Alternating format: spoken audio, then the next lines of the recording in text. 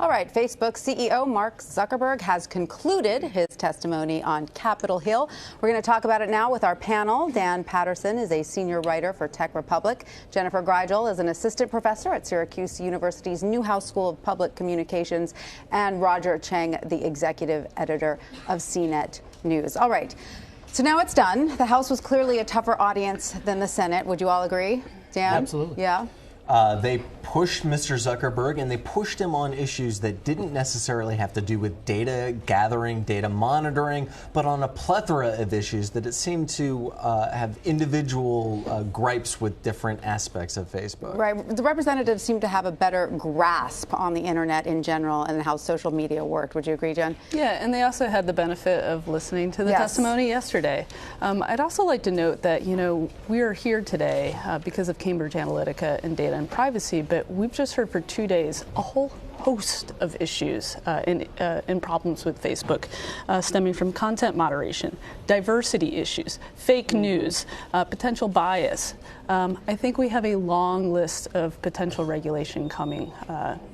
Absolutely. And I want to point out something we were talking about earlier, that it seems like Diamond and Silk may be the winners here in terms of now everybody knows who they are. Who are they, Roger? Oh, well, I mean, look, they were a Facebook group that was banned for, I guess, allegedly promoting conspiracy theories. They were Trump supporters. They were banned briefly. They were brought back onto Facebook and probably are more popular than ever. But it gets to the core of something that lawmakers kept getting at, which is whether Facebook has an inherent political bias, correct? Right. And whether or not they have the authority to be censoring content. Right. And he was referring to it as an enforcement error, right? But he also, for 2 days, has been saying he's going to fix everything with tools.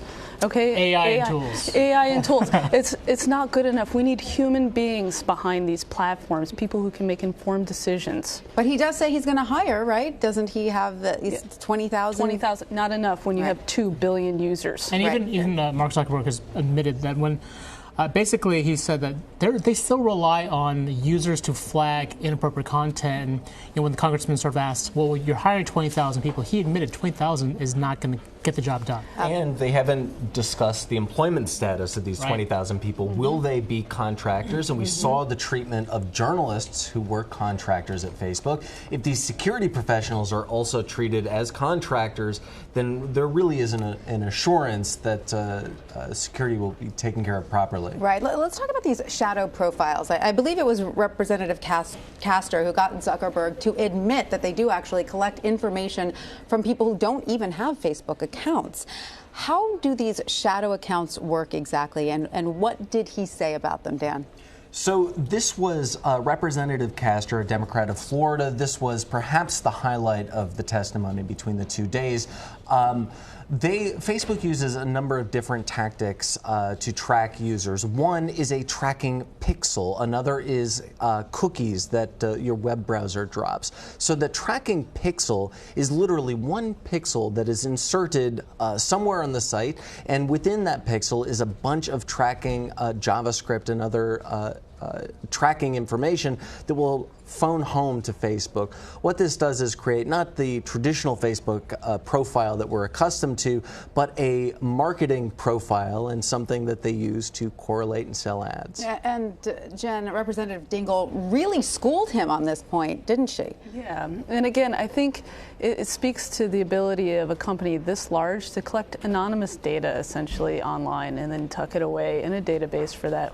Well, what if you decide to set up a profile, but they're harvesting a whole lot of information on people who are not actually Facebook users? And how do they go about that exactly? This is still what confuses me a little bit. If you're not a Facebook user, how is Facebook getting information on you? Well, there are sites that have Facebook links on them. Basically, it uses the data that it has on its own users to sort of help triangulate data on non-users. Really, the most important thing here is Zuckerberg has made the point that you have control over your privacy, you have control, you can opt into certain features of Facebook. The problem with users who are being tracked without their knowledge, who are non-Facebook users, they have no control over this. No agency, no ability to consent or agree to the things a typical Facebook user would. Exactly, they're not even aware of it. So another issue that came up a lot today and came up a lot yesterday is the opt-in feature rather than the opt-out feature. Representatives and senators would like to see this happen. Did you get any indication from Zuckerberg, Roger, that he seemed willing to make that part of the Facebook experience? I mean, again, he said that yesterday. He's agreeing in principle, but I think there's going to be a lot. He talks about nuance. He talks about the details. So you can imagine that while, again, he agrees with the idea of this, there's going to be a lot of fine print. That terms of service is probably not going to get any simpler. And he's agreeing because he's being pushed by European regulations. Right. Good point. And does he seem to agree that, well, he seems to suggest that everything in these European regulations, they are automatically going to apply to American users or to users all around the world. Can we just believe him, Dan? Well, the GDPR, the General Data Privacy Regulation, will apply to almost every technology company that stores data in the cloud. Of course, your data isn't stored in one location, and it's not from users in one location. So the GDPR has had this effect of enforcing privacy regulations through territories that are outside of the EU. So getting back to this idea of our data that's already out there, that's already been stolen, that's already at Cambridge Analytica, we talked about this earlier. It may still be there. We don't know for sure. Other people can hack Cambridge Analytica for it. So then where it goes, nobody knows. Yeah, I think that's sort of that's what's happened with every one of these breaches, with Equifax, with Yahoo. Our data is out there, and it's just, we sort of have to accept it, the fact that it's all exposed.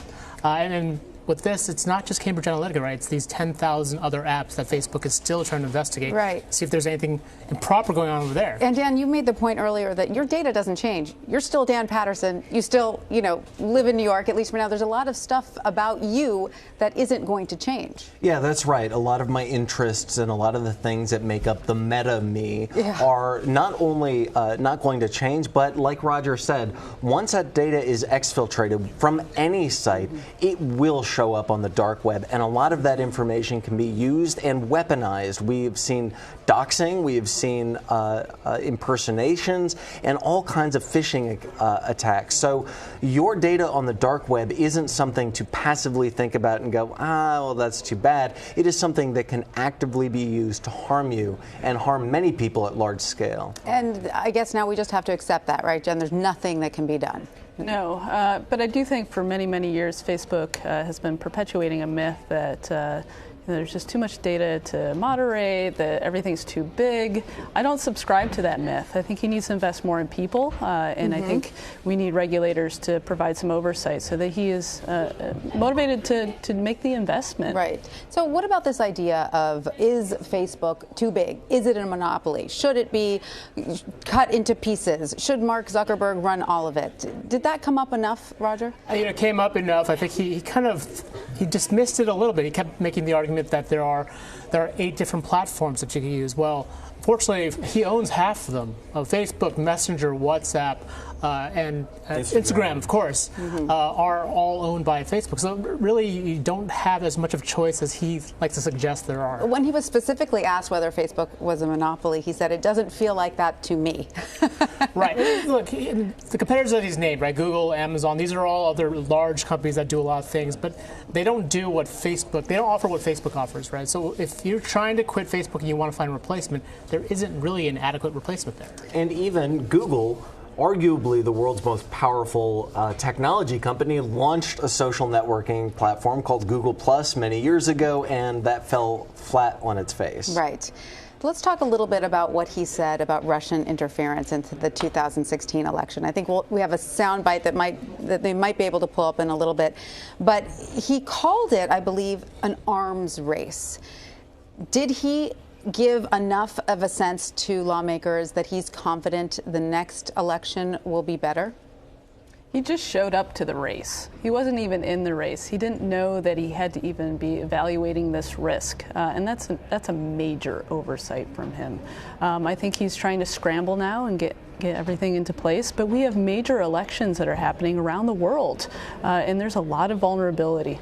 And it doesn't seem like that much has changed at this point. No. Is he going to be able to make the changes in time for our next elections? I mean, he did mention concerns that everyone has to verify their account. Now it has to be attached to a real person in a real place.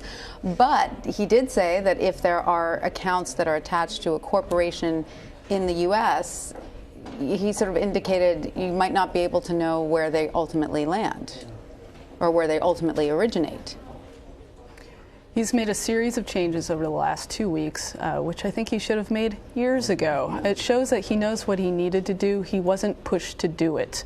I think verifying really large accounts speaks to the fact that any account, say, with 250,000 people, doesn't need to buy ads because they have an incredible reach. Right. And so we need that to be verified so that they're not potentially a state actor in another country. Now, Representative Ruiz called for a Digital Consumer Protection Bureau, and this is something that's been brought up before. I mean, we have federal agencies that regulate our transportation systems, they regulate our food, they regulate our financial systems. Isn't it high time we have a federal agency that regulates Americans' online lives and protections? Yeah, I mean, the fact that we don't have something like that already kind of speaks to how slow Congress has moved when it comes to regulating these. They don't quite understand what the idea of a digital life is, what a meta version of Dan would be, and how to handle that. And so who are the right people to do that then? Since Congress maybe is a step behind, who should be forming these sort of regulatory committees? Well, it's perhaps not our place to advise on what and how policy should look like, because that will evolve with time, but we can look at the values that we would like to see and some of the outcomes that we would like to see. And I think we've had long conversations about this, as well as the House and the Senate, but what this really comes down to, the word I keep coming back to is agency and control, and being able to not just see a bunch of pretty buttons and links I can click, but things that really will assure that my data has been deleted when I ask for it to be deleted. The stop tracking users who have not opted into your system or not elected to use your system. These are pretty easy things to look at and say, hey, look, you're crossing a line when you create advertising profiles for people who don't use your system. Yeah, it sounds pretty basic, right? They've actively lobbied to be treated differently than other communication industries, such as radio, television, broadcast. There are federal regulators who are in place that could provide more oversight. What we are lacking is actual regulation. They have broad immunity right now, at least here in the United States. That's why we need our lawmakers to take action based on these two hearings. Roger, any final thoughts before we wrap up? Look, I think today was a 180 from yesterday, where the House was definitely much more prepared. The questions were a lot sharper, and we actually got some revelations from Mark, stuff that I don't think he wanted to really disclose. Roger Cheng, Jen Greigel, Dan Patterson, thank you all for being with us today.